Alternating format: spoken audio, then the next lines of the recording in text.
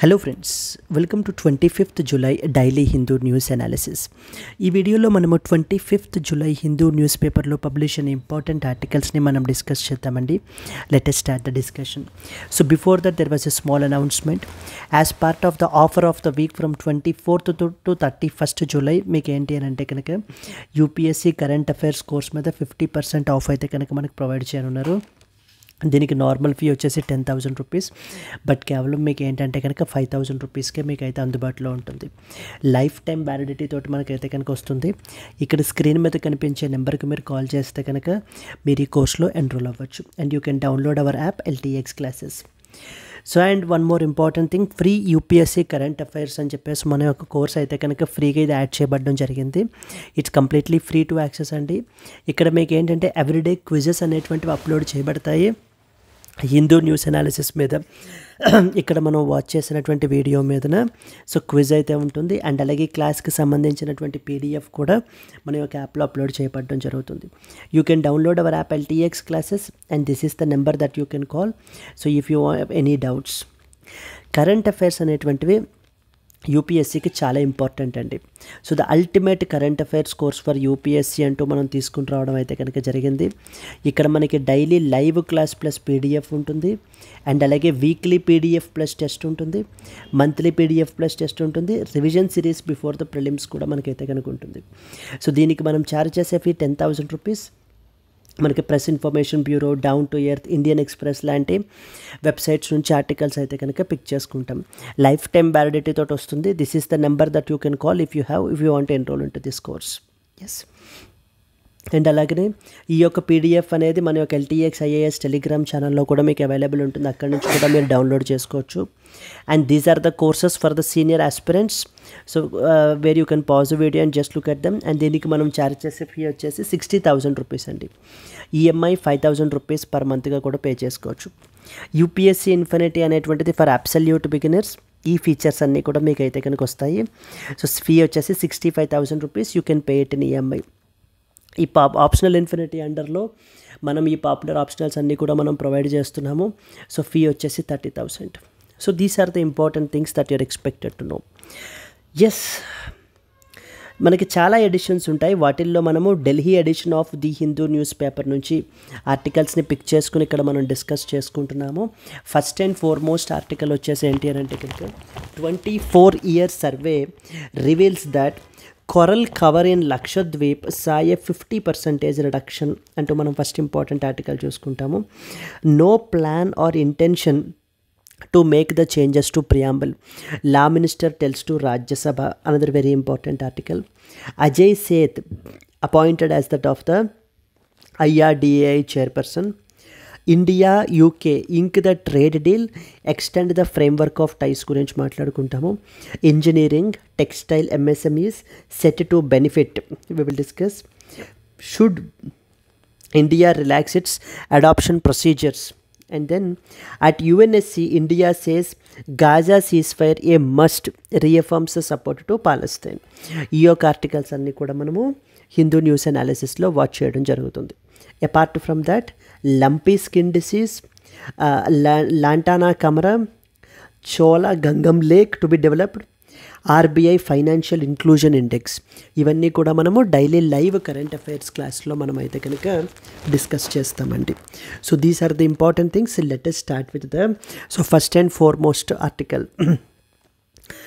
24 year survey reveals that coral cover in Lakshadweep saw a 50% reduction అని చెప్పేసి మనకైతే కనుక పబ్లిష్ అయింది article.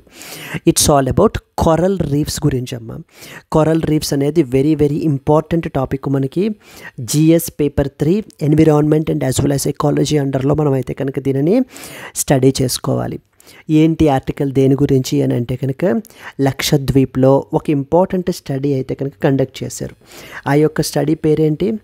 Local environmental filtering and frequency of marine heat waves influence, decadal trends in the coral composition అని చెప్పేసి ఈ యొక్క study conduct చేశారు.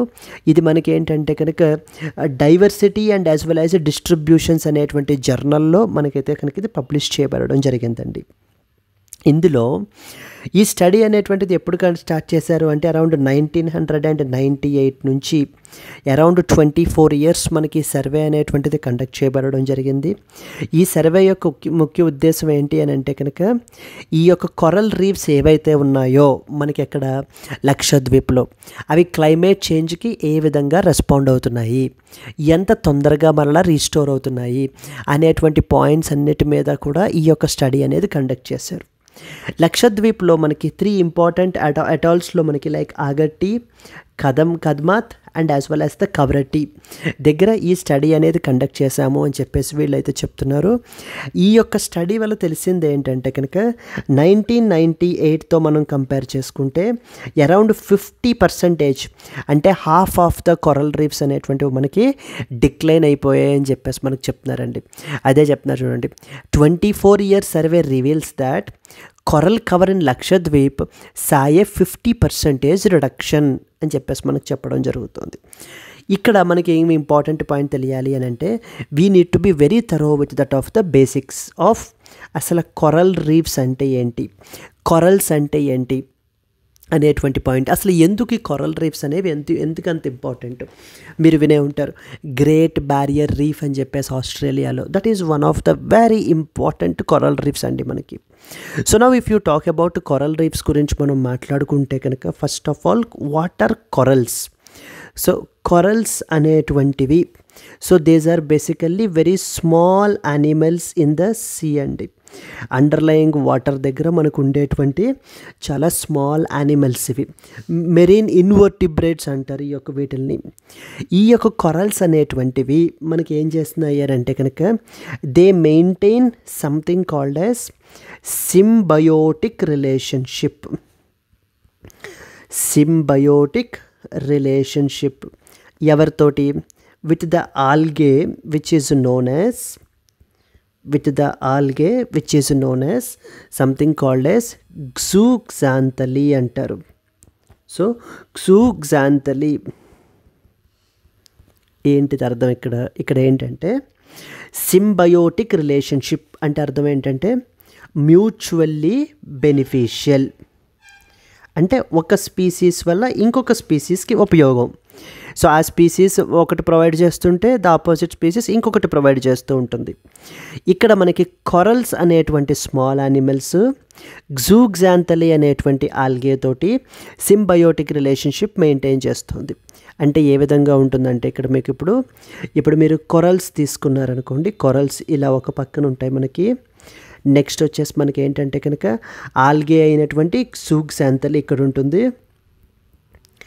ఈ జూగ్జాంథెల్లీ మనకి ఏం చేస్తుంది అని అంటే కనుక జూగ్జాంథెల్లీ మనకి ఏం చేస్తుందంటే ఈ కొరల్స్కి కావలసినటువంటి ఫుడ్ని ఫోటోసింథసిస్ ద్వారా తయారు చేసి ఈ యొక్క కొరల్స్కి మనకి ప్రొవైడ్ చేస్తుంది.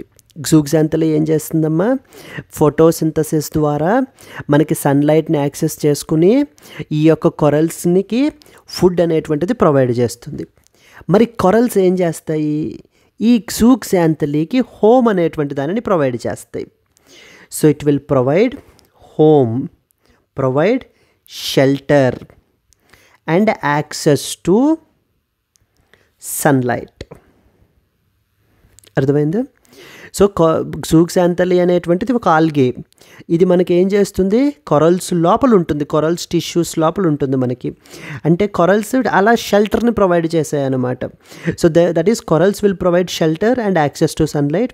జూగ్జాంథెల్లీ ఏం చేస్తుంది, ఈ యాక్సెస్ టు సన్లైట్కి యాక్సెస్ చేసిన తర్వాత ఆ సన్లైట్ని అది తీసుకుని ఫోటోసింథసిస్ పద్ధతిలో మనకి ఏంటంటే ఫుడ్ని తయారు చేసి ఈ యొక్క కొరల్స్కి ప్రొవైడ్ చేస్తుంది. దానివల్ల మనకి కొరల్స్ అనేటువంటివి గ్రో అవుతాయి. ఇప్పుడు ఇద్దరికి మ్యూచువల్లీ బెనిఫిషియల్ కదా. కొరల్స్ వల్ల జూగ్జాంథెల్లీకి ఉపయోగం ఉంది, జూగ్జాంథెల్లీ వల్ల కొరల్స్కి బెనిఫిట్ పొందుతుంది. అలా ఉంటే దానిని మనం ఏమంటామంటే సింబయోటిక్ రిలేషన్షిప్ అంటాం. So that is the corals and as well as the zooxanthellae maintains the symbiotic relationship. Clear? ఈ కొరల్స్ అనేటువంటివి ఏవైతే ఉన్నాయో మనకి సంథింగ్ కాల్డ్ యాజ్ కాల్షియం కార్బోనేట్ని సెక్రేట్ చేస్తుంటాయి. కాల్షియం కార్బోనేట్ని మనకి సెక్రేట్ చేస్తాయి. ఇవి over a period of time మనకి ఏంటంటే ఈ కొరల్స్ అన్నీ కలిపి ఒక కాలనీగా ఉండి మనకి ఎలా ఫామ్ అయిపోతాయి, కొరల్ రీఫ్గా మనకి ఫార్మ్ అవుతాయి అన్నమాట. కొరల్ రీఫ్స్ అంటాం వాటిని మనము. I will show you coral reefs అనేటువంటివి ఎలా ఉంటాయి ఏంటి అనేటువంటిది ఇక్కడ అర్థమైంది కదా. సో లెట్ మీ ఫస్ట్ డైరెక్ట్గా ఒకసారి చూసేసి మనం then we will come back again. So if you see this మనకి ఏంటంటే కనుక ఇక్కడ yes I think we have not added the image here. Okay, so coral reefs అనేటువంటివి మీకు just let me hold, we will see it.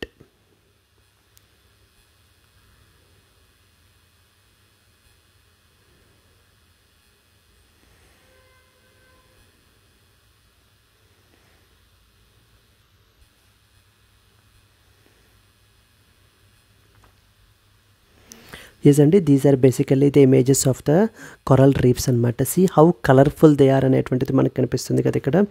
ఈ కొరల్స్ అనేటువంటివి మనకి ఏం చేస్తాయి, సూక్సాంతలీకి షెల్టర్ని ప్రొవైడ్ చేస్తాయి. ఆ సూక్సాంతలీ వల్ల మనకి ఏమవుతుందంటే కనుక ఈ కలర్ఫుల్నెస్ అనేటువంటిది వస్తుందన్నమాట. టూరిజంకి రిలేటెడ్గా చాలా అట్రాక్టివ్గా ఉంటాయి మనకి కొరల్ రీఫ్స్ అనేటువంటివి. అండ్ దెన్ నెక్స్ట్ వచ్చేసి ఏంటి అని అంటే కనుక let's come back again. So now you understood what is it all.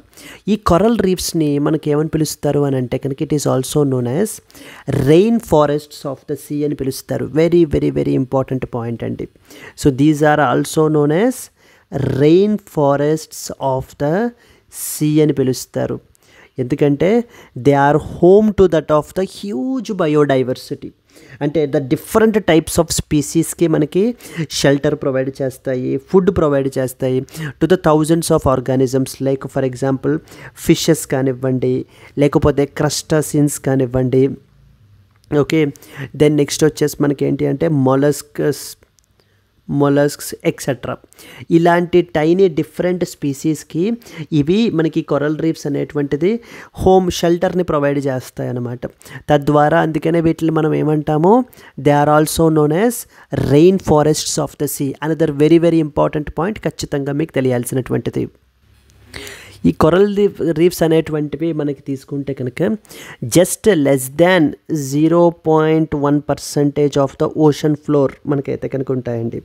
Less than 0.1% of the ocean floor మనకైతే కనుక ఉంటాయి. ఇవి కవర్ చేస్తాయి.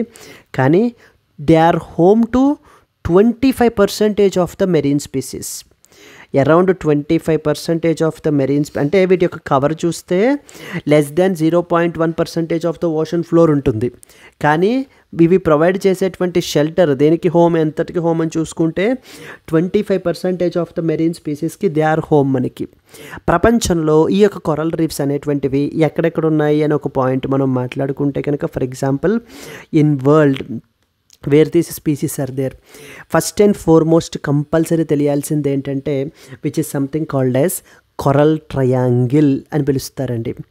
Coral triangle very very important. ఈ కొరల్ ట్రయాంగిల్ అనేటువంటిది ఏ ఏ కంట్రీస్లో ఉంది, ఫర్ ఎగ్జాంపుల్ మనకి ఎన్కంపస్ అయి ఉంటుందంటే కనుక ఇండోనేషియా, నెక్స్ట్ వచ్చేసి Philippines, then we have something called Malaysia, then మనకి Timor Leste, Papua New Guinea and then Solomon Islands. So ఇక్కడ మనకి ఏంటంటే కనుక ఇవన్నీ ఎన్కంపస్ అయి ఉంటాయి. దానిని మనం ఏం పిలుస్తాము, కొరల్ ట్రయాంగిల్ అని చెప్పేసి పిలుస్తాం మనకి. నెక్స్ట్ ఇంకా అందరికీ తెలిసిందే something called as great barrier reef అంటాం కదా, ఆస్ట్రేలియాలో ఉంది కదా మనకి గ్రేట్ బ్యారియర్ రీఫ్ ఎక్సెట్రా. ఇంకా ఇండియా విషయానికి వచ్చేసరికి మనం తీసుకుంటే కనుక ఇండియాలో ఈ యొక్క కొరల్ రీఫ్స్ అనేటువంటివి ఎక్కడెక్కడ ఉన్నాయని మాట్లాడుకుంటే we have something called as Gulf of Mannar which is in fact ఈ గల్ఫ్ ఆఫ్ మన్నార్ అనేటువంటిది కూడా మనకి ఏంటంటే one biosphere reserve. Next one వచ్చేసి we have the Andaman and Nicobar ఐలాండ్స్లో మనం చూడొచ్చు కొరల్ రీఫ్స్ అనేటువంటివి. ఇప్పుడు మన ఈ ఆర్టికల్ దీనికి సంబంధించిందే కదా. లక్షద్వీప్, సో లక్షద్వీప్ ఐలాండ్స్లో కూడా మీరు చూడొచ్చు. Then we have something called Gulf of Kutch అని పిలుస్తారు.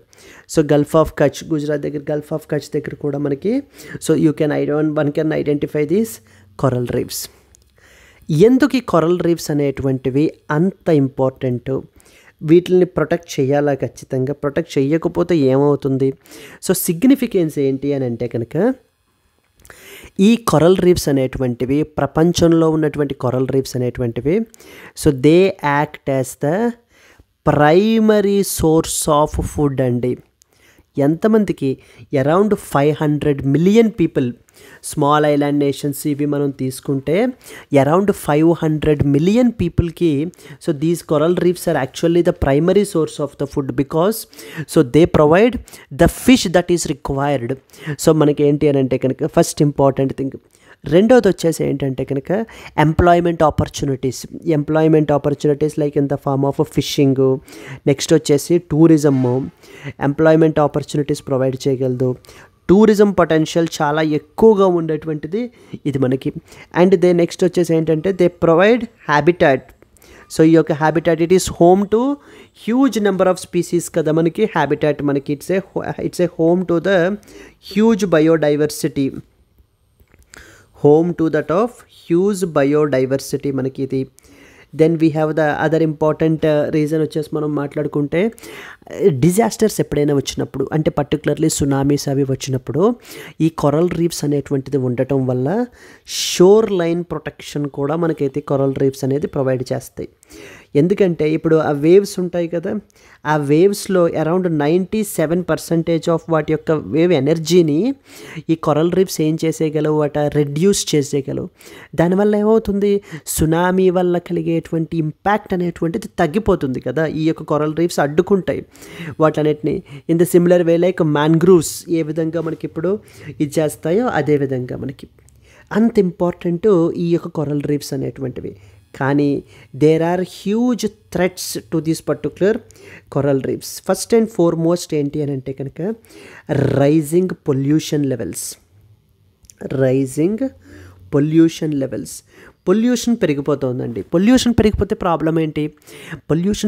ప్రాబ్లం ఏంటంటే ఇక్కడ మనం చూసాం చూడండి, ఏంటి ఈ కొరల్స్ అనేటువంటివి ఏం ప్రొవైడ్ చేస్తాయి అనుకున్నామో, క్సూక్సాంతలీకి షెల్టర్ అది ప్రొవైడ్ చేస్తాయి కదా. ఎప్పుడైతే పొల్యూషన్ లెవెల్స్ అవి పెరిగిపోతాయో, వాటర్ పొల్యూషన్ పెరిగిపోతుందో, అప్పుడు ఈ కొరల్స్ ఏమవుతాయంటే సిక్ అయిపోయి తన యొక్క టిష్యూస్లోంచి ఈ యొక్క క్సూక్సాంతలీని ఎక్స్పెల్ చేసేస్తాయన్నమాట మనకి. అర్థమవుతుందా? So corals will become sick and expel the ఆల్గేని ఎక్స్పెల్ చేసేయడం జరుగుతుంది. ఎక్స్పెల్ చేసేస్తే మనకి ఏమవుతుంది? మనకి కొరల్స్కి ఫుడ్ ఉంటుందా? మరి ఎందుకంటే ఆ ఆల్గే కదా ఫుడ్ని తయారు చేసేటువంటిది. సో మరి ఎప్పుడైతే ఆల్గే కొరల్స్కి ఫుడ్ తయారు చేయదో, ఇవి మనకి ఏంటి అని అంటే కనుక ఆ కొరల్స్ అనేటువంటివి slowly they start bleaching. So that is called as coral bleaching అంటారనమాట ఫినామినాన్ని. So the phenomenon where the species will become sick and expel the algae and thereby starvation ద్వారా మనకి ఏంటి అని అంటే కనుక ఈవెన్ ఫ్యాటల్ కండిషన్లో చనిపోతాయి. ఇప్పుడు ఇంత కలర్ఫుల్గా మనం చూసాం కదా కొరల్స్ అండ్ కొరల్ రీఫ్స్ అనేటువంటివి ఎలా ఉన్నాయో. ఇప్పుడు జస్ట్ అదే ఇది మనం ఒక పని చేద్దాం. ఏంటంటే కనుక అది ఎక్స్పెల్ అయిపోయిన తర్వాత ఎలా ఉంటుందో చూడండి.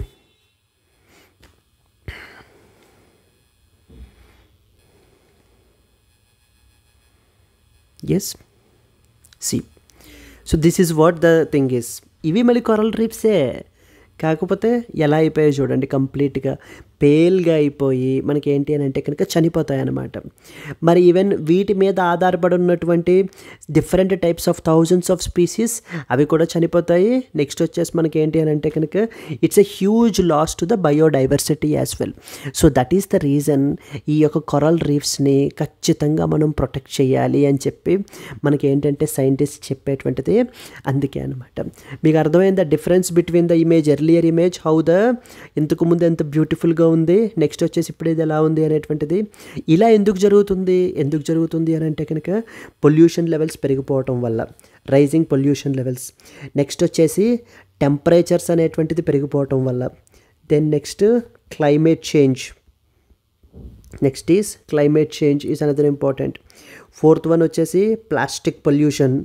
So the accumulation of plastics in the oceans మనకి ఏంటంటే కనుక దీనివల్ల ఇలాంటి రీజన్స్ అన్నిటి వల్ల కూడా ఈ థ్రెట్స్ వల్ల కొరల్ బ్లీచింగ్ అనేటువంటి జరుగుతుంది. ఎప్పుడైతే కొరల్ బ్లీచింగ్ జరుగుతుందో ఈ స్పీసీస్ అన్నీ కూడా మనకైతే కనుక చనిపోతాయి. దానివల్ల ఏమవుతుంది, వాట్ ఆర్ ద ఈ ప్రాబ్లమ్స్ ఏమవుతాయి, ప్రాబ్లమ్స్ ఏమవుతుందంటే ఇంకా సోర్స్ ఆఫ్ ఫుడ్ అనేటువంటిది పీపుల్కి తగ్గిపోతుంది, ఎంప్లాయ్మెంట్ ఆపర్చునిటీస్ తగ్గిపోతాయి. కొరల్స్ మొత్తం బ్లీచ్ అయిపోతే ఇంకెవరు వస్తారు చూడడానికి, కంప్లీట్లీ టూరిజం పడిపోతుంది. దీని మీద ఆధారపడినటువంటిది huge biodiversity will come down. మరి ఎప్పుడైతే కొరల్సే ఉండవో షోర్ లైన్ ప్రొటెక్షన్ అనేటువంటిది కూడా మనకి ఏంటి అంటే కొరల్స్ చనిపోతాయో ఈ యొక్క షోర్ లైన్ ప్రొటెక్షన్ కూడా మనకి ఏంటంటే కనుక తగ్గిపోతుంది. డిజాస్టర్ యొక్క ఇంపాక్ట్స్ కూడా మనకి ఎక్కువగా ఉంటాయి. So that is what is the idea. Clear కదా? ఎగ్జామ్ పర్స్పెక్టివ్లో మీకు ఏమేమి తెలియాలి, అసలు కొరల్ రీఫ్స్ అంటే ఏంటి, అవి ఏ విధంగా సూక్సాంతలితోటి సింబయోటిక్ రిలేషన్షిప్ మెయింటైన్ చేస్తాయి, సింబయోటిక్ రిలేషన్షిప్ అంటే అర్థం ఏంటి, నెక్స్ట్ వచ్చేసి మనకి rain forest of the sea అని చెప్పేసి ఎందుకంటారు, ప్రపంచంలో కొరల్ రీఫ్స్ అసలు ఎక్కడెక్కడ ఉన్నాయి, ఇండియాలో ఈ రెండు చోట్లే కాదండి ఇంకాను కొరల్ ట్రయాంగిల్ను గ్రేట్ బ్యారియర్ రీఫ్ జస్ట్ ఎగ్జాంపుల్స్కి చెప్పాం అంతే. ఓకేనా? ఇండియాలో మనకి ఇంకెక్కడెక్కడ ఉన్నాయి అనేటువంటిది మనకైతే కనుక తెలియాలి. సిగ్నిఫికెన్స్ ఏంటి, నెక్స్ట్ వచ్చేసి థ్రెట్స్ ఏంటి, ఈ థ్రెట్స్ వల్ల ఎఫెక్ట్స్ ఏంటి, థ్రెట్స్ వల్ల ఎఫెక్ట్స్ అన్ని సిగ్నిఫికెన్సే. థ్రెట్స్ వల్ల ఎఫెక్ట్ ఏంటంటే సిగ్నిఫికెన్స్ యొక్క పాయింట్స్ని ఆపోజిట్లో చదువుకోవాలి మనం. సోర్స్ ఆఫ్ ఫుడ్ తగ్గిపోతుంది, ఎంప్లాయ్మెంట్ ఆపర్చునిటీస్ పడిపోతాయి, టూరిజం పడిపోతుంది. ఆ విధంగా ఆపోజిట్లో మనం చదువుకుంటే అవే impacts because of due to these particular threats. Yes, so these are the important things అండి that you are expected to know about. 24-year survey reveals that coral cover in Lakshadweep saw a 50% reduction. GS paper 3 environment and ecology underlo మనం దీన్ని study చేసుకోవాలి. A long term study around for 24 year మనకి study అనేటువంటిది conduct చేశారండి. Found that coral cover in the Lakshadweep Islands has declined by nearly 50% since the year 1998 because of due to the repeated heat waves worsened by that of the climate change. Heat waves వల్ల climate change వల్ల effects వల్ల మనకి 50% of the corals అయితే కనుక reduce అయిపోయాయి అని చెప్పేసి మనకైతే చెప్తున్నారు. It is conducted by the Nature Conservation Foundation. It tracked the reefs at Agatti, Kadmat and as well as the Kavaratti, ఈ ఐలాండ్స్ దగ్గర లక్షద్వీప్ మనకైతే ట్రాక్ చేయబడడం జరిగింది. So the declined from 37% to around 19%, indicating a 50% reduction. Main reasons ఏంటి, heat waves are the main reasons. Recovery rates also slowed down after repeated bleaching despite declining mortality in the each event. So coral bleaching గురించి మాట్లాడుకున్నాం కదా మనము, coral bleaching అయినప్పుడు అవి ఎలా ఉంటాయి అనేటువంటిది కూడా మనం చూసాం కదా మనము. Yes అండి, these are the important things that we are expected to know about. So if you move forward further, so if you come down మనకి ఏంటంటే కనుక అసలు కొరల్ రీఫ్స్ అంటే ఏంటి అనేది డీటెయిల్డ్ ఇన్ఫర్మేషన్ అనేటువంటిది మనం ఇక్కడ ప్రొవైడ్ చేసాము. ఈ యొక్క నోట్స్ అనేటువంటిది మన యొక్క యాప్లో అప్లోడ్ చేయబడుతుంది, టెలిగ్రామ్ ఛానల్లో కూడా అప్లోడ్ చేయబడడం జరుగుతుంది. అక్కడి నుంచి మీరు డౌన్లోడ్ చేసుకుని మీరు రివైజ్ చేసుకోవచ్చండి. Coral reefs are the vibrant under water ecosystems which are formed by, ఎవరు ఫామ్ చేస్తారు ఈ కొరల్ రీఫ్స్ని, కొరల్స్ అనేటువంటి స్మాల్ మెరీన్ ఇన్వర్టిబ్రేట్స్ మనకి ఫామ్ చేస్తాయి. అవి సింబయోటిక్ రిలేషన్షిప్ తోటి ఉంటాయి అనుకున్నాం కదా. So they live in symbiosis with algae called as zooxanthellae తోటి మనకైతే కనుక సింబయోటిక్ రిలేషన్షిప్ అనేది మెయింటైన్ చేస్తాయి. Which will provide energy via photosynthesis. కొరల్స్కి కావాల్సినటువంటి ఎనర్జీ అంతా, ఫుడ్ అంతా కూడా మనకి ఈ యొక్క ఆల్గే ఏం చేస్తుందమ్మా, మనకి వీళ్ళకి ప్రొవైడ్ చేస్తుంది. Corals secrete something called calcium carbonate అనేటువంటిది సెక్రేట్ చేస్తుంది, creating the massive limestone structures which will form as reefs over the time మనకైతే కనుక ఫార్మ్ అవుతాయి. ఇవి less than 0.1% of the ocean floor cover అవుతున్నాయి, కానీ 25% ఆఫ్ ద మెరీన్ స్పీసీస్కి home ఇవి. అది ఈ పాయింట్ కూడా మనం డిస్కస్ చేసాం. అందుకని వీటిని మనకి ఏమంటారు, they are known as rain forests of the sea అని మనకి పిలుస్తూ ఉంటారనమాట, because of due to their biodiversity. ఇవి ఎక్కువగా మనకి లో న్యూట్రియంట్ ట్రాపికల్ వాటర్స్లో మనకి ఎక్కువగా థ్రైవ్ అవుతాయి మనకి, కానీ కొన్ని చోట్ల deep sea and cold water reefs also exist in smaller scales. ఇండియాలో మీకు gulf of Kutch, gulf of Mannar, Palk bay, Andaman and Nicobar islands, Lakshadweep islands. ఇక్కడ మనమైతే కనుక ఈ యొక్క కొరల్ రీఫ్స్ అనేటువంటి వాటిని మనమైతే కనుక చూడొచ్చు. ఇంపార్టెన్స్ ఏంటమ్మా? ఫుడ్ సెక్యూరిటీ కదా. Support around 500 million people globally for nutritional పర్పసెస్కి మనకి సపోర్ట్ చేస్తున్నాయి. ఎగ్జాంపుల్ తీసుకుంటే మీరు సౌత్ ఈస్ట్ ఏషియాలో around 25% of the fish catch relies upon these coral reefs only. Jobs and as well as టూరిజంకి చాలా important coral reefs. For example తీసుకుంటే great barrier reef contributes around $6.4 billion a year, supporting around 64,000 jobs మనకైతే కనుక దీనివల్ల create అవుతున్నాయట. Global coral tourism value తీసుకుంటే $36 billion per year మనకైతే కనుక జనరేట్ అవుతుందట. అంటే ఈ యొక్క కొరల్స్ని విజిట్ చేయడం గురించి, for example great barrier reef నది కూడా విజిట్ చేయడం గురించి చాలామంది మనకి ఏంటంటే కనుక ఈ ఆస్ట్రేలియా అది కూడా మనకి వెళ్తూ ఉంటారు. ఇదంతా కూడా ఎకనామిక్ ఇంపార్టెన్స్. మరి ఎన్విరాన్మెంటల్గా చూసుకుంటే they are home to 25% of the marine species, for example fish అని కానీ మొలస్కస్ ఎక్సెట్రా. మనకి కోస్టల్ ప్రొటెక్షన్ తీసుకుంటే వేవ్ యొక్క ఎనర్జీని 97% మనకి తగ్గించేయగలదు.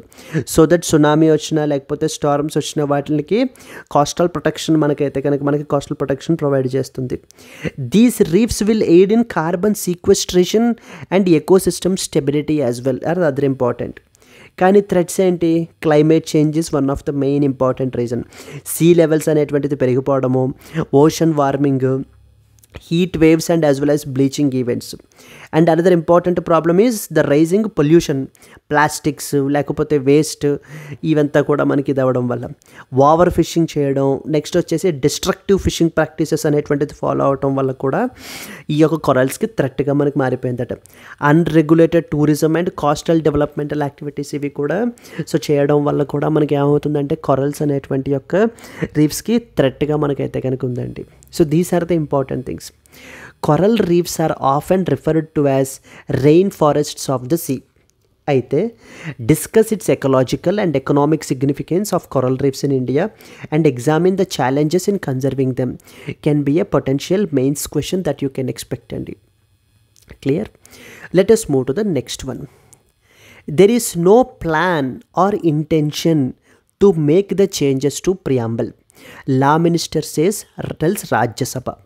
సో రీసెంట్గా మనకి union law minister Arjun Ram Meghwal ఈ యొక్క మాన్సూన్ సెషన్ ఆఫ్ ద పార్లమెంట్లో ఒక రిటర్న్ రెస్పాన్స్ అనేటువంటిది మనకైతే కనుక ఇచ్చారు. ప్రియాంబల్ని అమెండ్ చేసేటువంటి ఆలోచన కానీ లేకపోతే అమెండ్ చేస్తూ ఈ యొక్క సోషలిజం సెక్యులరిజం అనేటువంటి వర్డ్స్ తీసేసేటువంటి ప్లాన్ కానీ ఏమీ కూడా గవర్నమెంట్కి ప్రస్తుతము లేదు అంటూ మనకి ఏంటంటే కనుక కొన్ని ఇంపార్టెంట్ స్టేట్మెంట్స్ అనేటువంటిది సో చేయబడడం జరిగింది. There you are expected to know some important points with respect to that of the preamble అండి. ప్రియాంబుల్ గురించి మనం మాట్లాడుకుంటే ఇది మనకి ఎక్కడ వస్తుందమ్మా? జిఎస్ పేపర్ 2 కదా, పాలిటీ ఇండియన్ కాన్స్టిట్యూషన్ అనే టాపిక్లో మనకు వస్తుంది మనకి. సో ప్రియాంబుల్ అనేటువంటిది మీరు మాట్లాడితే first and foremost important thing ఏంటి అని అంటే కనుక it is known as introduction to the constitution of India, introduction or లేకపోతే మనకి ప్రిఫేస్ అని కూడా పిలుస్తూ ఉంటారు. Preface to the constitution of India అంటే ఇప్పుడు ప్రియాంబుల్ అనేటువంటిది ఇంపార్టెంటా అంటే చాలా ఇంపార్టెంట్. ఎందుకు అంత ఇంపార్టెంట్ అంటే ఇప్పుడు మనది లెంగ్దియెస్ట్ రిటన్ కాన్స్టిట్యూషన్ మనది. ప్రపంచంలో మన కాన్స్టిట్యూషన్లో ఉన్న ఆర్టికల్స్ మనకి ఏంటి అని అంటే కనుక సో వేరే చోట అనేటువంటిది ఉండదు. అలాంటప్పుడు అసలు ఈ కాన్స్టిట్యూషన్ దేనికి, ఎవరి గురించి రాశారు, ఎవరు రాశారు, అసలు ఏం ఆబ్జెక్టివ్స్ అచీవ్ చేయాలనుకుంటోంది అనేటువంటిది తెలియాలి అని అంటే మామూలుగా అయితే ఈ కాన్స్టిట్యూషన్ మొత్తం చదవాలి. కానీ ఈ ఒక్క ప్రియాంబుల్ ఒక్కటి చదివినట్లయితే కనుక మనకి కంప్లీట్లీ అసలు ఈ కాన్స్టిట్యూషన్ ఆఫ్ ఇండియా అనేటువంటి దానిని ఎవరు రాశారు, ఎవరి గురించి రాశారు, ఏం ఆబ్జెక్టివ్స్ అచీవ్ చేయాలని రాశారు అనేటువంటి పాయింట్స్ అన్నీ కూడా క్లియర్గా ప్రియాంబుల్లోనే మనకి అర్థమైపోతాయి. Even a layman can understand what is the purpose of this constitution, అందుకని పెట్టాలి అని చెప్పేసి మనకు చెప్తారు. ఇప్పుడు మీరు ఏదైనా బుక్స్ తీసుకోండి, మీరు ఇప్పుడు బాగా ఇష్టంగా చదివేటువంటి లక్ష్మీకాంత్ తీసుకుంటే సో దాంట్లో ముందు మాట ప్రిఫేస్ అని ఉంటుంది కదా, మనకి 4 వర్డ్ అంటాం మనం. అంటే ఈ బుక్ ఎవరి గురించి, ఈ బుక్ ఆథర్ ఎవరు, అసలు ఎవరెవరు చదవాలి, ఎవరికి చదివితే బెనిఫిట్ పొందుతారు, సో ఏం తెలుస్తాయి మీకు ఈ బుక్ చదవటం వల్ల అనే ఆస్పెక్ట్స్ అన్నీ రాసి ఉంటాయా. ద సేమ్ వే కాన్స్టిట్యూషన్ కూడా అలాంటిదే మనకి. It is preface to that of the constitution అని చెప్పేసి మనకి పిలుస్తారు. నెక్స్ట్ వచ్చేసి ప్రియాంబుల్ అనేటువంటి ఐడియాని మనము యునైటెడ్ స్టేట్స్ ఆఫ్ అమెరికా నుంచి తీసుకున్నామండి. Just we took the idea only, preamble మనకు కూడా ఉండాలి అని చెప్పేసి. కానీ అందులో ఉండేటువంటి కంటెంట్ మట్టికి మనము something called as objectives resolution. ఇది మనం కాన్స్టిట్యూషన్ ఆఫ్ ఇండియా డిస్కస్ చేసుకునేటప్పుడు మన రెగ్యులర్ క్లాసెస్లో మీకు అయితే అక్కడ చెప్పబడడం జరుగుతుంది. సో దీంట్లో ఉండేటువంటి కంటెంట్ ఏం రాయాలి అనేటువంటిది మాత్రం ఆబ్జెక్టివ్స్ రెజల్యూషన్ ద్వారా మనకైతే కనుక ఈ యొక్క ఆబ్జెక్టివ్స్ రెజల్యూషన్ యొక్క మ్యాటర్ ఏదైతే కంటెంట్ ఏదైతే ఉందో సో దానిని మన ప్రియాంబుల్లో మనం పెట్టడం అయితే కనుక జరిగింది. సో ప్రియాంబుల్ అనేటువంటిది the first and next important question ఏంటంటే, is it part of the constitution? Preamble అనేటువంటిది you should understand that.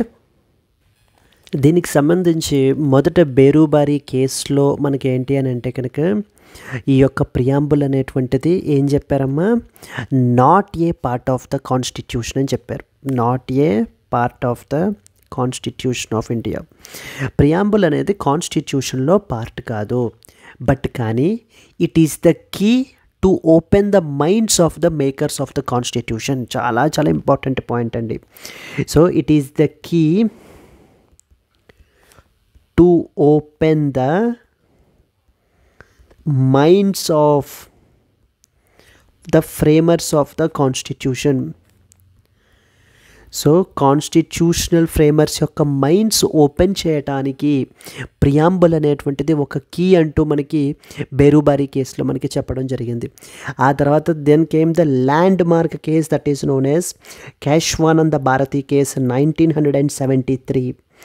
So Kesavananda Bharati case 1973 చాలా డిఫరెంట్ ఆస్పెక్ట్స్ని మనకి అడ్రస్ చేశారు. వాటిల్లో వన్ సచ్ ఆస్పెక్ట్ వచ్చేసి ప్రియాంబుల్ గురించి. అక్కడ చెప్పారండి క్లియర్గా preamble is part of the constitution of India అని చెప్పేసి ఈ యొక్క బేరుబారి కేసుని మనకు ఓవర్ రైడ్ చేసి part of the constitution of India అని చెప్పేసి మనకి ఈ కేశవానంద భారతి కేసులో చెప్పడం అయితే కనుక జరిగింది. క్లియర్?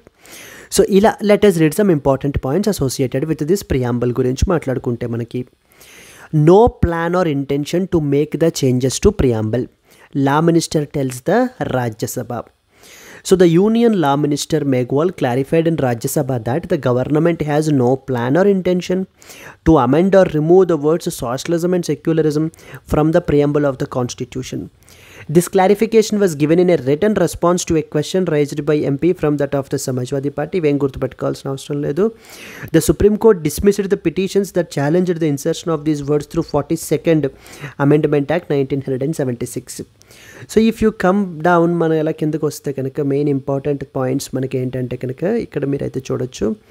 అసలు వాట్ ఈజ్ ఏ ప్రియాంబుల్ అనే దగ్గర నుంచి మీరైతే కనుక స్టడీ చేసుకోవాలి. ప్రియాంబుల్ అనేటువంటిది ఒక ఇంట్రడక్టరీ స్టేట్మెంట్. ఇది మీకు కాన్స్టిట్యూషన్ యొక్క ఫిలాసఫీ గురించి, ఏం ఆబ్జెక్టివ్స్ అచీవ్ చేయాలంటూ అనుకుంటోంది, ఏం వాల్యూస్ మీద రూట్ అయి ఉంది అనేటువంటివన్నీ కూడా మనకి ఏంటంటే ప్రియాంబుల్ ద్వారా మనకి తెలుస్తాయి. సో కాన్స్టిట్యూషన్ అసలు ఇది సోర్స్ ఆఫ్ ద పవర్ గురించి, నేచర్ ఆఫ్ అవర్ కాన్స్టిట్యూషన్, ఏం ఆబ్జెక్టివ్స్ అచీవ్ చేయాలనుకుంటోంది అండ్ అలాగనే ఎప్పుడు దీనిని అడాప్ట్ చేసుకున్నారు అంటూ ఈ డిఫరెంట్ ఆస్పెక్ట్స్ అన్నిటినీ కూడా మనకైతే కనుక డిస్క్రైబ్ చేయబడడం జరుగుతుందండి. ఇందాక అనుకున్నాం కదా, based upon objectives resolution which is moved by that of the Jawaharlal Nehru in the constituent assembly. So this preamble was drafted. And most important point ఏంటి, is it legally enforceable? Not legally enforceable అండి. అంటే directive principles of state policy లాగా ఈ యొక్క preamble అనేది కూడా not legally enforceable. Not legally enforceable అంటే అర్థం ఏంటి, ఒకవేళ ఇది వైలేట్ అయ్యింది అని చెప్పేసి ఎవరో కూడా మనకి కోర్టుకు అనేటువంటిది వెళ్ళలేరనమాట దీన్ని ఎన్ఫోర్స్ చేయడానికి. ఫర్ ఎగ్జాంపుల్ కంపారిజన్ తీసుకుందాం, ఫండమెంటల్ రైట్స్ తీసుకున్నాం అనుకోండి. ఫండమెంటల్ రైట్స్ అనేటువంటివి ఎగ్జాంపుల్ మీకు article number 21 right to life, లేదా article number 14 right to equality, so మీ యొక్క ఈక్వాలిటీ అనేటువంటిది దెబ్బతింది, మీ యొక్క ఆర్టికల్ నెంబర్ 14 అనేటువంటిది వైలేట్ అయ్యింది, స్టేట్ అంటే గవర్నమెంట్ మీ యొక్క ఆర్టికల్ని, మీ యొక్క ఫండమెంటల్ రైట్ని వైలేట్ చేసింది అని అంటే కనుక మీరు కోర్టును అప్రోచ్ అవ్వచ్చా? హ్యాపీగా అప్రోచ్ అవ్వచ్చండి. డైరెక్ట్లీ సుప్రీంకోర్టును అప్రోచ్ అవ్వచ్చు under article number 32 and as well as హైకోర్టును అప్రోచ్ అవ్వచ్చు under article number 226 of the constitution. But అదేవిధంగా ప్రియాంబుల్లో ఉండేటువంటి ఆబ్జెక్టివ్ ఇంకా అచీవ్ అవ్వలేదని, లేకపోతే మనం ఏంటి అని అంటే కనుక you cannot go to the court and challenge it because fundamental rights are legally enforceable whereas preamble is not legally enforceable. కానీ మిగతా రిమైనింగ్ కాన్స్టిట్యూషన్ని ఏ విధంగా ఇంటర్ప్రెట్ చేయాలి అని చెప్పేటువంటిది మనకి ప్రియాంబులే అనమాట. It will throw us the guiding light so with respect to that of the constitutional interpretation. So source of the power ఎవరండి? Source of the power మీరు ప్రియాంబుల్ గురించి మనం చూసుకుంటే కనుక we the people of India having solemnly resolved to constitute India into sovereign, socialist, secular, democratic republic and to secure to all of its citizens అంటూ మీరైతే కనుక విని ఉంటారు కదా. So justice, liberty, equality, fraternity అంటూ మనకి. So source of the constitution ఏంటంటే కనుక it is the we people of India indicates the popular sovereignty. మన యొక్క ఇండియన్ స్టేట్ యొక్క నేచర్ ఏంటి? మనకి we are a sovereign country, socialist country, secular country, democratic and the republic country. మన యొక్క objectives ఏమి అచీవ్ చేయాలనుకుంటున్నాం మనము? జస్టిస్ అనేది అచీవ్ చేయాలి. That can be different types, social, economic justice example మనకి. లిబర్టీ ఎగ్జాంపుల్ ఏంటి? Liberty of thought, Liberty of expression, faith, belief, worship. Equality of status and as well as opportunity and to promote fraternity. ఎప్పుడు adapt చేసుకున్నారమ్మా దీనిని? 26th November 1949 మనకైతే కనుక దీనిని adapt చేసుకోబడడం జరిగింది. So that is sovereign అంటే అర్థం ఏంటి? We the people of India అంటే sovereignty lies with the people అని. సో ఫస్ట్ అసలు సావరెన్ అంటే అర్థం ఏంటి? We are fully independent and not subject to any external authority. అంటే బిఫోర్ ఇండిపెండెన్స్ మనం ఏ డెసిషన్ తీసుకోవాలన్నా కూడా it is the britishers who use to take the decisions on behalf of us. లేదా మనం వాళ్ళని రిక్వెస్ట్ చేయాలి, అప్పుడు వాళ్ళు తీసుకుంటారు డెసిషన్స్ అనేటువంటివి. కానీ ఆఫ్టర్ ఇండిపెండెన్స్ తర్వాత కూడా మనం మరలా ఎక్స్టర్నల్ అథారిటీని అడుగుతామా, పర్మిషన్ తీసుకుంటామా, ఏం చేయమంటారు ఇప్పుడు మమ్మల్ని అని చెప్పేసి అన్నట్టుగాను. So that's where never ever and we are fully independent అండి. సో అలాంటప్పుడు మనం దాన్ని ఏమంటాము అని అంటే కనుక సావరెన్ అని పిలుస్తాం మనం. నెక్స్ట్ వచ్చేసి మనకి సోషలిస్ట్ అంటే ఏంటంటే achieving the welfare and economic justice అనేటువంటిది అచీవ్ చేయాలి మనము. ఏ విధంగా? త్రూ డెమోక్రటిక్ మీన్స్ అని చెప్పేసి చెప్పబడడం జరిగింది. ఒరిజినల్గా మనకి ఏంటి అని అంటే కనుక సోషలిస్ట్ అనేటువంటి పదం మనకైతే కనుక లేదు. ఆ తర్వాత సెక్యులర్ అంటే ఏంటి? అన్ని మతాలని కూడా equal respect and as well as ఈక్వల్గా ట్రీట్ చేయాలి. మనకి equal respect and treatment for all religions అనేటువంటిది మనం ట్రీట్ చేస్తాం మన కంట్రీలో. అండ్ అలాగే కంట్రీ కంటూ కూడా ఎటువంటి రిలీజియన్ లేదు మనకి. It was also added through 42nd Amendment Act. అంటే డెమోక్రాటిక్ అంటే ఏంటంటే గవర్నమెంట్ పవర్ ఏ విధంగా, అథారిటీ ఏ విధంగా వస్తుంది? From the will of the people కదా. మనము ఎలక్షన్స్ ద్వారా మన యొక్క రిప్రజెంటేటివ్స్ని ఎలక్ట్ చేసుకుని వాళ్ళకి మనం పవర్ అనేటువంటిది ఇవ్వబడడం జరుగుతుంది. నెక్స్ట్ వచ్చేసి రిపబ్లిక్ అంటే క్వశ్చన్ ఏం అడగాలి మనము? Whether the highest authority is elected or not. మీ దేశంలో హైయెస్ట్ అథారిటీ ఎవరు అని చెప్పేసి మనం అడిగినప్పుడు, so if that highest authority is elected in that context మనకి ఏంటంటే కనుక ఆ యొక్క కంట్రీ మనకి రిపబ్లిక్ అండి. ఫర్ ఎగ్జాంపుల్ ఇండియాయే మనం తీసుకుంటే కనుక హైయెస్ట్ అథారిటీ ఎవరు మనకి? President of India. So is it elected or hereditary? So it is elected. అందుకనే మనం ఏంటి అని అంటే కనుక India is basically a republic country అని చెప్పేసి మనం పిలుస్తాం. ఇవన్నీ కూడా మన కంట్రీ యొక్క క్యారెక్టరిస్టిక్స్. ఏవేంటి? సావరెన్ కానీ, సోషలిస్ట్ కానీ, సెక్యులర్ కానీ, democratic and as well as republic అనేటువంటిది. దెన్ సో బేరుబారి కేసులో ఏం చెప్పారమ్మా? ప్రియాంబుల్ అనేటువంటిది not part of the constitution అని చెప్పారా లేదా? And it is not enforceable అని చెప్పారు. క్యాశవానంద భారతి కేసులో ఏం చెప్పారు? Preamble is part of the constitution and it is essential to interpret the constitutional provisions. So preamble అనేది కాన్స్టిట్యూషన్లో పార్టే and essential to interpret the constitutional provisions అని చెప్పేసి మనకైతే కనుక చెప్తారనమాట. నెక్స్ట్ వచ్చేసి ఎల్ఐసి ఆఫ్ ఇండియా కేసులో ఏం చెప్పారు? Reaffirmed that preamble is also part of the constitution though not justiciable, అంటే మనకి ఏంటి అంటే not legally enforceable. LIC of India కేసులో కూడా క్యాశవానంద భారతి కేసు తర్వాత మనకి అదే చెప్పడం జరిగిందనమాట. ప్రియాంబుల్ అనేది కాన్స్టిట్యూషన్లో పార్టే అని చెప్పి. ప్రియాంబుల్ అమెండ్ చేశారా అండి? ఎస్. సో మనకి ఏంటి అని అంటే కనుక preamble was amended. Article 368 allows amendments including the preamble. ప్రియాంబుల్ని కూడా మనం అమెండ్ చేయొచ్చు, కానీ బేసిక్ స్ట్రక్చర్ని మనం ఏంటి అని అంటే కనుక తీసేయకూడదు. ఎన్నిసార్లు అమెండ్ చేశారు? ఒక్కసారి మాత్రమే అమెండ్ చేశారు ప్రియాంబుల్ని. ఎప్పుడు? 42nd amendment act 1976లో. ఏమేం చేశారు అప్పుడు? So sovereign, socialist and secular అనేటువంటి వర్డ్స్ని మనకి యాడ్ చేయబడడం జరిగింది. అండ్ అలాగే unity of the nation has been change to unity and integrity of the నేషన్గా మనకైతే కనుక మార్చారండి. So these are the very very important points that you are expected to know about. Clear? This is a second important article and moving on to that of the third one. Ajay Seth appointed as that of the IRDAI chairperson. మనకి ఏంటంటే different regulatory bodies ఉంటాయి. ఒక్కొక్క సెక్టార్కి ఒక్కొక్క regulatory body మనకు ఉంటుందన్నమాట. For example మన కంట్రీలో బ్యాంకింగ్కి సంబంధించి రెగ్యులేట్ చేయడానికి ఏ బాడీ ఉందమ్మా మనకి? రిజర్వ్ బ్యాంక్ ఆఫ్ ఇండియా అని చెప్పేసి ఉంది మనకి. నెక్స్ట్ వచ్చేసి ఇంటర్నేషనల్ ఫైనాన్షియల్ సర్వీసెస్ సెంటర్ అని ఉంది కదా, దీనిని రెగ్యులేట్ చేయడానికి ఎవరున్నారు? International financial services centre authority అని చెప్పేసి మనకైతే కనుక ఉంది మనకి.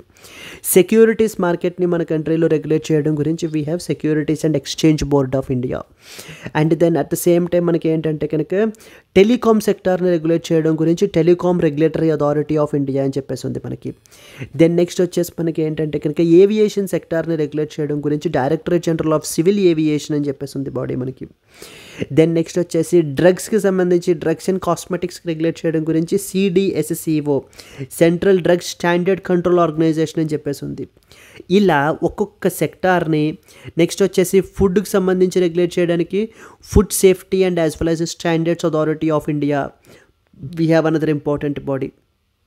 అలాగనే ఇన్సూరెన్స్ సెక్టార్ని కూడా మన కంట్రీలో రెగ్యులేట్ చేయడం గురించి we have a body called as IRDAI అని అర్థం మనకి. IRDAI అంటే మనకి insurance regulatory and as well as development authority అని చెప్పేసి మనకైతే కనుక అర్థమండి మనకి. ఈ insurance regulatory and development authority ఎందుకు రీసెంట్గా న్యూస్లో ఉంది? ఎందుకంటే చైర్పర్సన్ని రీసెంట్గా మనకి అపాయింట్ చేశారు. ఎవరిని అపాయింట్ చేశారు? Former finance and economic affairs secretary Ajay సేత్ని. So he has been appointed as the chairperson for insurance regulatory and development authority. ఎన్ని సంవత్సరాల పాటు? 3 years పాటు మనకైతే కనుక అపాయింట్ చేయబడడం జరిగింది. సో దేబాశిష్ పాండా మనకి ఏంటంటే కనుక సక్సీడ్ చేస్తూ మనకి అజయ్ సేత్ని అపాయింట్ చేశారండి మనకి. Clear? That is the reason, and you are expected to know important points associated with this particular regulatory body. Ajay Seth, the former Finance and Economic Affairs Secretary, has been appointed as chairperson for IRDAI for a 3-year term మనకి. So తను ఏ batch officer, ఎక్కడ cadre, అవి మనకైతే కనుక అవసరం లేదు, గుర్తుపెట్టుకోవాల్సినటువంటి అవసరం లేదు. కానీ this is very very important. Insurance regulatory and as well as development authority గురించి మనకి. ఇన్సూరెన్స్ రెగ్యులేటరీ అండ్ డెవలప్మెంటరీ అథారిటీ అనేటువంటిది స్టాట్యూటరీ బాడీ అమ్మ. మనకి ఎగ్జామ్లో అడుగుతారంటే కాన్స్టిట్యూషనల్ బాడీ అని చెప్పేసి ఇస్తూ ఉంటారు. It is a statutory body. ఎప్పుడు ఎస్టాబ్లిష్ అయింది? IRDAI యాక్ట్ 1999 ద్వారా మనకైతే కనుక దీనిని ఎస్టాబ్లిష్ చేశారు. అండ్ మినిస్ట్రీ ఆఫ్ ఫైనాన్స్ అండర్లో మనకైతే కనుక వర్క్ చేస్తుంది. హెడ్ క్వార్టర్స్ వచ్చేసి మనకి, ఆఫీస్ వచ్చేసి హైదరాబాద్లో మనకైతే కనుక ఉంది మనకి. ఏం చేస్తుంది? పాలసీ హోల్డర్స్ అంటే ఎవరైతే ఈ యొక్క ఇన్సూరెన్స్ పాలసీస్ తీసుకుంటారో వాళ్ళని మనం పాలసీ హోల్డర్స్ అంటాం. వాళ్ళ యొక్క ఇంట్రెస్ట్ని కాపాడుతుంది. ఏ విధంగా? వాళ్ళ యొక్క సెటిల్మెంట్స్ టైమ్లీ సెటిల్ అయ్యే విధంగా, నెక్స్ట్ వచ్చేసి ఫెయిర్ కండక్ట్ ఉండే విధంగా మనకైతే కనుక ఇది చేస్తుందండి. నెక్స్ట్ వచ్చేసి ఇన్సూరెన్స్ బిజినెస్ని మన కంట్రీలో రెగ్యులేట్ చేస్తుంది. So that to promote transparency and as well as fairness. Insurance సెక్టార్లో growth and as well as కాంపిటీషన్ని ప్రమోట్ చేస్తుంది. సో దెన్ నెక్స్ట్ వచ్చేసి మనకి ఏంటంటే కనుక ఫైనాన్షియల్ స్టెబిలిటీ అనేటువంటి దానిని ఇది చేస్తుందండి. ప్రీమియం రేట్స్ని, పాలసీ టర్మ్స్ని మనకు ఓవర్ ప్రైసింగ్ అవ్వకుండా కంట్రోల్ చేస్తుంది. Insurance and as well as reinsurance కంపెనీస్కి లైసెన్సెస్ ప్రొవైడ్ చేస్తుంది. Eligibility, qualification and the market entry, ఏదైనా ఒక ఫర్మ్ ఇన్సూరెన్స్ సెక్టార్లోకి ఎంటర్ అవ్వాలి అని అంటే కనుక అసలు ఏం క్వాలిఫికేషన్స్ ఉండాలి, క్యాపిటల్ నార్మ్స్ ఏమి ఉండాలి, ఎలిజిబిలిటీ ఏంటి అనేటువంటివన్నీ కూడా మనకి డిసైడ్ చేసేటువంటిది ఈ యొక్క IRDAI అనే బాడీయే. ఇక్కడ మరొక ఇంపార్టెంట్ పాయింట్ ప్రిలిమ్స్ పర్స్పెక్టివ్లో అడగడానికి చాలా ఎక్కువ అవకాశాలు ఉండేటువంటిది మనం అయితే ఇంకొకటి చెప్తానండి. That is out of this article but your must and should know. మనకి సంథింగ్ కాల్డ్ యాజ్ DSIIs అంటారు. మనకి అంటే డొమెస్టిక్ సిస్టమికల్లీ ఇంపార్టెంట్ ఇన్సూరర్స్. మీరు ఇది వినుంటారు DSIB అని చెప్పేసి, అంటే డొమెస్టిక్ సిస్టమికల్లీ ఇంపార్టెంట్ బ్యాంక్స్ అంటాం మనం DSIB అని. అది ఎవరు తీసుకొస్తారు? RBI తీసుకొస్తుంది మనకి. అదేవిధంగా మన కంట్రీలో కొన్ని ఇంపార్టెంట్ ఫర్మ్స్ని DSIIస్గా మనకి డెసిగ్నేట్ చేస్తారు. వాటికి కొంత ఎక్స్ట్రా సూపర్విజన్ ఉంటుంది వాటి మీద, ఎందుకంటే they are too big to fail. అంటే ఈ యొక్క ఇన్సూరెన్స్ ఫర్మ్స్ అనేటువంటివి ఫెయిల్ అయిపోతే, కొలాప్స్ అయిపోతే ఇన్సూరెన్స్ సెక్టార్ మీద పడేటువంటి ప్రెషర్ అంతా ఎంత కాదు మనకి. అందుకని వీటి మీదన కొంత ఎక్స్ట్రా సూపర్విజన్ అనేటువంటిది ఇది మనకైతే కనుక ఉంటుందన్నమాట. అలాంటి వాటిని మనకి ఏం చేస్తారు? DSIIస్గా డెసిగ్నేట్ చేస్తారు. ఎవరు డెసిగ్నేట్ చేస్తారు? IRDAI వాళ్ళు డెసిగ్నేట్ చేస్తారు. ఎవ్రీ ఇయర్లీ వన్స్ ఆ యొక్క ఫర్మ్స్ని మనకి డెసిగ్నేట్ చేయబడడం జరుగుతుందండి. సో అదే రాశారు చూడండి. These are the insurers whose failure may disrupt the financial system therefore which are too big to fail అని చెప్పేసి అర్థం మనకి. సో ఎవరెవరిని డెసిగ్నేట్ చేశారు?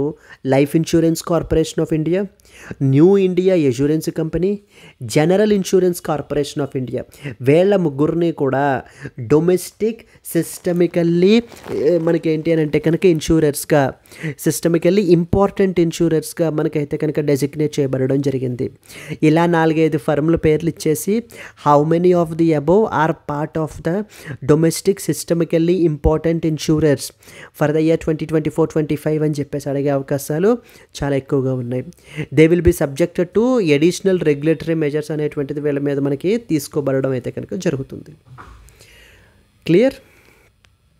Discuss the role of IRDAI in regulating the insurance sector in India. How does the designation of DSIIs will help in financial sector stability? ఇక్కడ మరొక మీకు bonus tip ఏంటంటే సంథింగ్ కాల్డ్ యాజ్ బీమా సఖీ యోజన అని చెప్పేసి మనకి రీసెంట్గా మనకైతే న్యూస్లో ఉందండి.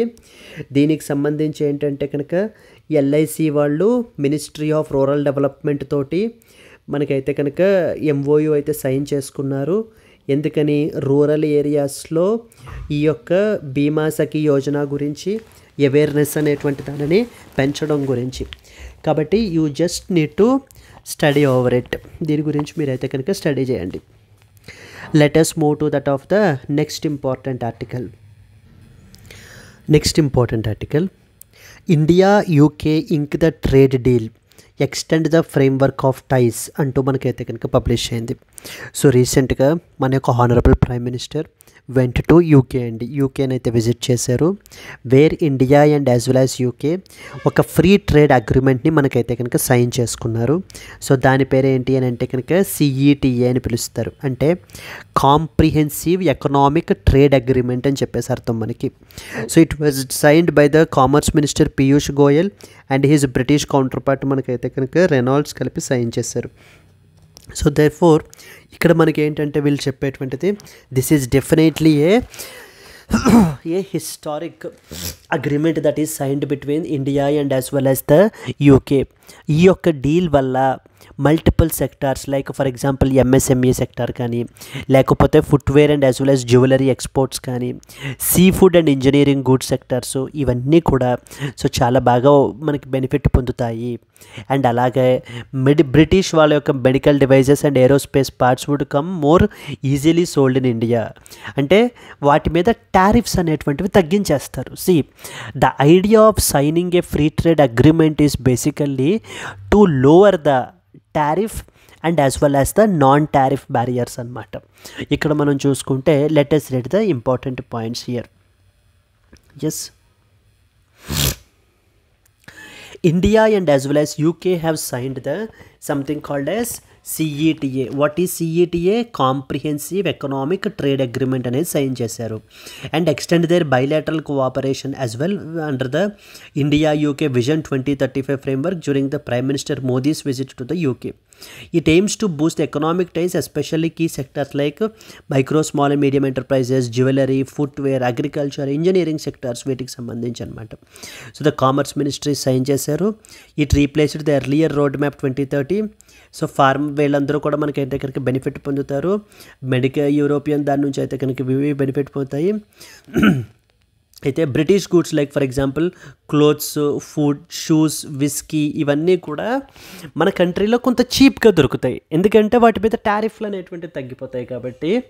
సో టారిఫ్లు అంటే ట్యాక్సెస్ అనేటువంటివి తగ్గిపోతాయి కాబట్టి వాటికి మనకి ఏంటి అంటే కనుక తక్కువకి చీప్గా మనకైతే దొరుకుతాయి. ఇన్ ద సేమ్ వే మన యొక్క ఇండియాస్ ఎక్స్పోర్ట్స్ కూడా ఏమవుతాయి, అక్కడికి వెళ్ళినప్పుడు వాటి మీద కూడా తక్కువ టారిఫ్లు ఉంటాయి కాబట్టి మన ఎక్స్పోర్ట్స్ కూడా యూకేకి పెరగడానికి అవకాశం సో చాలా ఎక్కువగా ఉంది అని చెప్పేసి మనకైతే చెప్తున్నారండి మనకి. So this is very very important. ఈ యొక్క డీల్ అనేటువంటిది బ్రిటన్ యొక్క biggest deal with after the Brexit అని చెప్పేసి మనకి ఏంటి అంటే కనుక యూకే మినిస్ట్రీ అయితే కనుక చెప్పడం జరుగుతుందండి. So very very important. ఇక్కడ మీరు ఎగ్జామ్ పర్స్పెక్టివ్లో 3 ఇంపార్టెంట్ థింగ్స్ ఇప్పుడు రీసెంట్గా న్యూస్లో ఉంటున్నటువంటివి సంథింగ్ కాల్డ్ ఇప్పుడు India and as well as UK మధ్యన ఈ యొక్క CETA గురించి మనం మాట్లాడుకోవాలి, తెలియాలి మీకు. రెండవది వచ్చేసి India and as well as United States of America మధ్యన something called as BTA bilateral trade agreement అనేటువంటిది సైన్ చేసుకుంటున్నాము. దానికి సంబంధించి డిస్కషన్ అనేటువంటిది జరుగుతోంది. నెక్స్ట్ వచ్చేసి India and as well as ASEAN మధ్యన మనకి association of south east Asian nations ఉన్నాయి కదా, వాటి మధ్యన మనకి రివ్యూ అనేటువంటిది జరుగుతోంది. Review of the existing free trade agreement with respect to goods. Free trade agreement with respect to గూడ్స్కి సంబంధించి అంటే ఈ యొక్క అగ్రిమెంట్ని మనం 2009లో మనం సైన్ చేసుకున్నామండి. ఏంటి, India and as well as ASEAN మధ్యన ఒకళ్ళనొకళ్ళు టారిఫ్స్ అనేటువంటివి తగ్గించుకుని more and more market access అనేది ఇచ్చుకుని విన్ విన్గా మనకైతే కనుక ఎదగాలి అనేటువంటిది ఆలోచన. కాకపోతే ఏమైందంటే వాళ్ళ ప్రొడక్ట్స్ మన కంట్రీలోకి చాలా ఎక్కువగా ఫ్లడ్ అయిపోతున్నాయి. మనం మాత్రం ఏంటి అని అంటే వాళ్ళకి అంతలా ఎక్స్పోర్ట్ చేయలేకపోతున్నాం. దాని మూలాన మనకి ఏమవుతోంది, డెఫిసిట్ పెరిగిపోతుంది మనకి. సో దట్స్ వేర్ అందుకని మనం ఏమని చెప్పాము అని అంటే let us review this particular existing free trade agreement between India and as well as ASEAN అని చెప్పేసి దీనికి సంబంధించిన డిస్కషన్స్ కూడా జరుగుతున్నాయి. కానీ అంత కనిపించే అంత ప్రోగ్రెస్ అయితే కనుక కనిపించట్లేదు ఈ విషయంలో. ఇక రెండోది వచ్చేసి ఇండియా అండ్ USA మధ్యన బైలాటరల్ ట్రేడ్ అగ్రిమెంట్ అయితే జరుగుతోంది. ఇది వచ్చేసి ఏంటి అని అంటే కనుక ఇండియాకి సంబంధించి టారిఫ్స్, రెసిప్రోకల్ టారిఫ్స్ విధించేస్తాను August 1 నుంచి అని చెప్పేసి మనకి ట్రంప్ చెప్తున్నాడు కదా. సో దాని గురించి అనమాట. దెన్ నెక్స్ట్ వచ్చేసి ఇండియా UK CETA ఇప్పుడే మనం చూసాం కదా ఏ విధంగా మనకైతే కనుక డిఫరెంట్ సెక్టార్స్ మనకి బెనిఫిట్ పొందుతారు అని చెప్పేసి. బేసికలీ టారిఫ్స్ అనేటువంటివి తగ్గిస్తారు, మోర్ మార్కెట్ యాక్సెస్ అనేటువంటిది ఇవ్వటం వల్ల మన యొక్క ఎక్స్పోర్ట్స్ అనేటువంటివి పెరుగుతాయి, మిగతా దేశాలతో కంపేర్ చేసుకుంటే ఇంకా కాంపిటేటివ్గా ఉంటాయి. ఈ పాయింట్స్ మీకు అర్థం కావాలండి. Clear? Let us move to the next important article.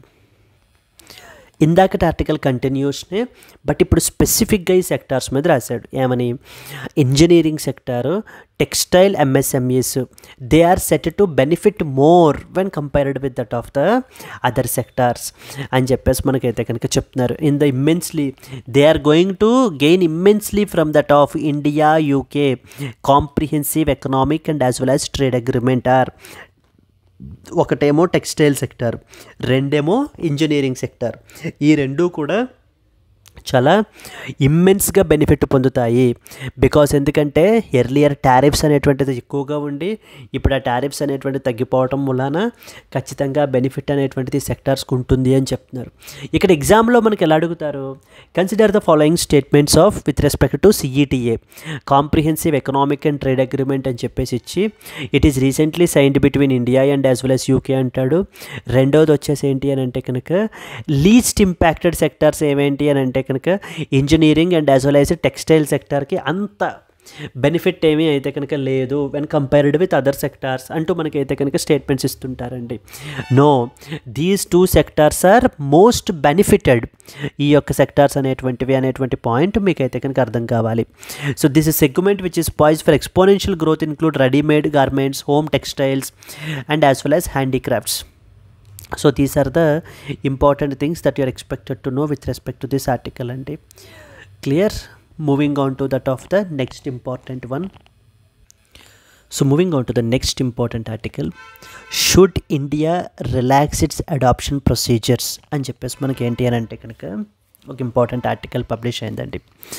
ఎందుకు ఇది రీసెంట్గా ఇప్పుడు న్యూస్లో ఉంది అని అంటే కనుక so by analysing the data from that of the కారా సెంట్రల్ అడాప్షన్ రిసోర్స్ అథారిటీ అని చెప్పేసి ఉంది. మనకి ఆ యొక్క బాడీ గురించి మనకు క్లియర్గా తెలియాలి. సెంట్రల్ అడాప్షన్ రిసోర్స్ అథారిటీ ఈ యొక్క డేటా నుంచి మనకి ఏంటి అని అంటే చూసినట్లయితే కనుక so for every one child మనకి ఏంటి అని అంటే there are 13 prospective parents who are waiting for one every legally free child to be adopted. So 13 prospective parents are waiting in the queue అండి అని చెప్పేసి మనకైతే చెప్తున్నారనమాట. సో ఇప్పుడు మొత్తం ఏంటి అని అంటే there is a huge waiting period అనేటువంటిది మనకైతే కనుక ఉంది ఈ యొక్క చైల్డ్ని అడాప్ట్ చేసుకోవడం గురించి. దానికి సంబంధించి ఉన్నటువంటి అథారిటీ పేరు ఏంటంటే కాల్డ్ యాజ్ కారా, CARA అంటాం. కారా అంటే సెంట్రల్ అడాప్షన్ రిసోర్స్ అథారిటీ అని పిలుస్తాం మనం. వెరీ వెరీ వెరీ ఇంపార్టెంట్ అండి. Central adoption resource authority. ఈ సెంట్రల్ అడాప్షన్ రిసోర్స్ అథారిటీ అనేటువంటి బాడీ మనకి ఏంటి అని అంటే కనుక ఇది ఒక స్టాట్యూటరీ బాడీ మనకి ఇది. అండ్ ఏ మినిస్ట్రీ అండర్లోకి వస్తుంది, ministry of women and as well as child development అండర్లోకి మనకైతే కనుక వస్తుంది. ఇది ministry of women and as well as child development అండర్లోకి మనకైతే కనుక వస్తుంది. అండ్ ఇది మన కంట్రీలో నోడల్ బాడీ అండి విత్ రెస్పెక్ట్ టు అడాప్షన్. అంటే both with in the country and as well as inter country adoption as well, both in country and as well as inter country adoption. అంటే బయట foreigners కూడా మన యొక్క చిల్డ్రన్ని adapt చేసుకోవడానికి మధ్యలో ఉండేటువంటి నోడల్ బాడీయే ఈ కారా అనేటువంటిది. ఓకేనా. అండ్ ఇంటర్ కంట్రీ అడాప్షన్కి సంబంధించి ఏంటంటే we have one very very important convention that is called as Hague convention on inter country adoption అంటాం మనం. Hague convention on inter country adoption 1993లో మనకైతే కనుక రావడం జరిగింది. అండ్ దానికి మనం ఏంటి అని అంటే కనుక సిగ్నేటరీ అయ్యండి. So that is what is the problem that is there in the so today. అంటే ఇక్కడ ఈ ఆర్టికల్ అంతా ఏంటి అని అంటే మరి మనము మన యొక్క అడాప్షన్ ప్రొసీజర్స్ని అంటే ఇంత కాంప్లెక్స్గా ఉన్నాయి, ఇంత వెయిటింగ్ టైం పీరియడ్ పడుతోంది. నెక్స్ట్ వచ్చేసి మనకి ఏంటి అంటే కనుక లీగల్లీ ఫ్రీ చిల్డ్రన్ మనకి ఏంటి అని అంటే కనుక ఇంత తక్కువ మంది ఉన్నారు. ఇలాంటప్పుడు మన యొక్క లీగల్ ప్రొసీజర్స్ని సింప్లిఫై చేయాలా, అడాప్షన్ ప్రొసీజర్స్ని రిలాక్స్ చేయాలా, so that more and more adoption అనేటువంటిది మనకి జరుగుతుంది అని చెప్పేసి ఈ యొక్క ఆర్టికల్లో మెయిన్ థీమ్ అనమాట. సో అండ్ దానికి సమాధానం చెప్తున్నటువంటిది ఏంటి అని అంటే కనుక సో లీగల్ ప్రొసీజర్స్ అనేటువంటివి ఇంత కాంప్లికేటెడ్గా పెట్టడానికి గల రీజన్, కాంప్లెక్స్గా పెట్టడానికి ఏంటి అంటే కనుక in order to have the proper safe guards so that child trafficking ఇలాంటివి మనకేంటి అని అంటే కనుక జరగకుండా చూసుకోవడం గురించి, ఎటువంటి ఇబ్బంది డౌన్ ద లైన్ రాకుండా ఉండడం గురించే మనకి సేఫ్ గార్డ్స్ అనేటువంటివి పెట్టారు. సో దట్ ఈజ్ వాట్ అని చెప్పేసి మనకి ఏంటి అంటే కనుక ఆథర్స్ ఇక్కడ మనకి వాళ్ళ వ్యూ పాయింట్స్ చెప్పడం అయితే కనుక జరుగుతుంది. బట్ ద అండర్లయింగ్ థింగ్ మనకు తెలియాల్సింది ఏంటి, కారా అనేటువంటి ఇన్స్టిట్యూషన్ ఉంది అని చెప్పేసి అది ఏం చేస్తుంది, మనకి ఏం ఇంపార్టెంట్ ఇంటర్నేషనల్ కన్వెన్షన్ ఉంది అనేటువంటి పాయింట్స్ అయితే కనుక మనకి తెలియాలండి. Clear. Let us move to that of the next important thing. Yes, and coming to the today's question, Central Adoption Resource Authority CARA, which works under which of the following ministries? A. Ministry of Home Affairs, Ministry of Social Justice and Empowerment, Ministry of Women and Child Development, Ministry of Education. So if you know the answer, please comment your answer, and alage if you have liked the video, please do like it and share it to your friends as well. And let's meet again in the next Hindu news analysis. Until then, happy learning. All the best. Bye bye.